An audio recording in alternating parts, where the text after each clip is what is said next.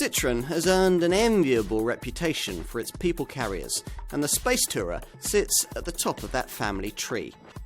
Though based on the brand's medium-sized dispatch van, it also shares its EMP2 platform with the French maker's C4 Picasso MPV, and that, along with sophisticated suspension, means a class-leading standard of ride. This model's running cost efficiency also sets a fresh class standard, and there's a wider variety of seating permutations than most rivals can offer. Tick the right boxes, and your SpaceTourer could take as many as 9 people. It's all been very thoroughly thought through.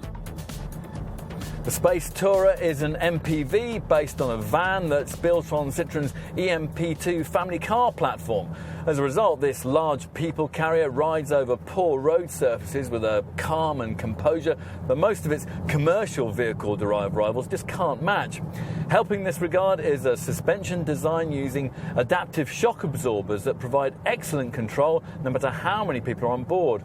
At higher speeds, you get some wind and road noise, but through the bends, the handling is surprisingly stable and there's plenty of grip. Another benefit of using a passenger car base lies in the way that the SpaceTourer feels more nimble and compact than rivals when you're threading through city streets or making your way along country lanes. Light steering and a tight turning circle contribute here too. Under the bonnet, there's a choice of 4 Blue HDI diesel engines with optional clutchless gearboxes available both at the bottom and the top of the range. Customers are given the choice of either a 1.6-litre unit with either 95 or 115 bhp, or the 2-litre power plant we're trying here, available in either 150 or 180 bhp guises. Go for this 150 bhp unit and you can expect 53.3 miles per gallon on the combined cycle and 139 grams per kilometre of CO2. Look at the class leaders in the super large van-based MPV segment, and it's clear that a lot of effort has been put in to distance the designs in question from their LCV underpinnings, which is why Citroen has put so much work in here to create the smart and actually quite attractive silhouette of this SpaceTourer model. The 1.9 metre height of that long flat roof is important. It means this model can fit under normal car park height restrictions. And the length is critical too.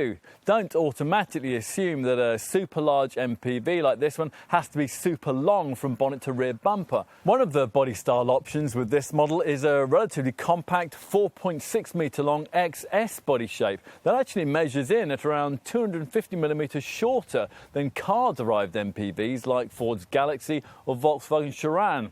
Most SpaceTourer buyers, though, will want the extra interior room of this 4.95 metre long M version, plus there's also a 5.3 metre long XL option if you really want to supersize things. I move to the back, and as you'd expect, the vertically stacked lights flank a tailgate rather than the twin side hinge doors you get on a dispatch van. Now, the space you get here with all 3 rows of seats in place obviously varies depending on the body style that you've chosen. With this mid-range M body shape, there's 627mm of length from the back of the 3rd seating row to the tailgate, which means you get 640 litres of cargo space up to the level of the low bay cover, or as much as 900 litres if you were to load up to the roof. A lot of the time, of course, you'll be using this Citroen with only 5 seats in place. Now, if on this M model we fold the 3rd row seat backs down onto their bases, we'll increase loading capacity up to 1,100 litres or 1,950 litres if we load it to the roof height. So finally, let's cover the capacity you'd get when you only need the front 2 seats. In this M model, with 2nd and 3rd row backrests folded onto their bases, you would have 2,000 litres of space up to parcel shelf level and 3,000 litres up to roof height. If you were to entirely take the 2nd and 3rd row seating out, those figures would each rise by 1,200 litres. Enough on luggage space though. What's this Citroen like for people? Well, let's start up front, open up the wide driver's door and step up behind the wheel to find out.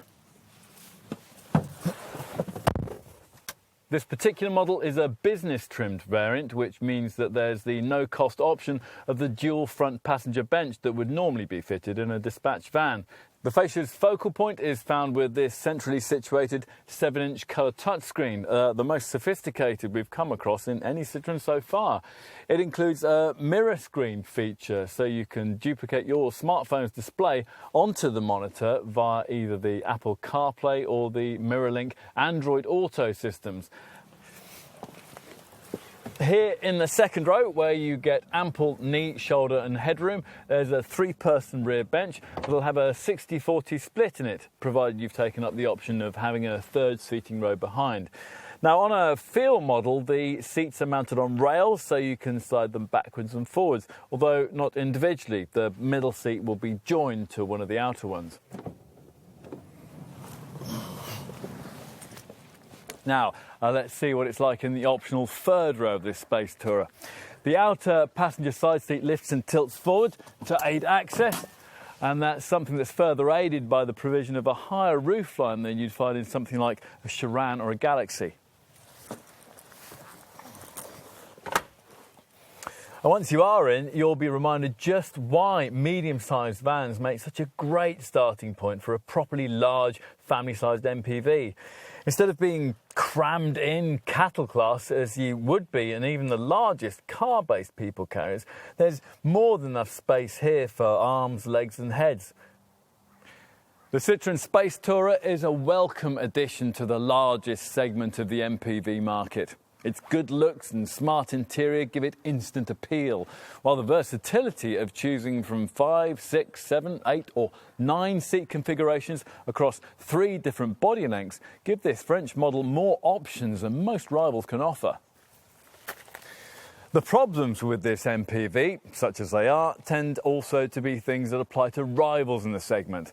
You'll get plenty of body roll if you're running late and you start throwing this Citroen around. And if you want to take the rear seats out, you need to be strong of back if you can't enlist someone else to help you.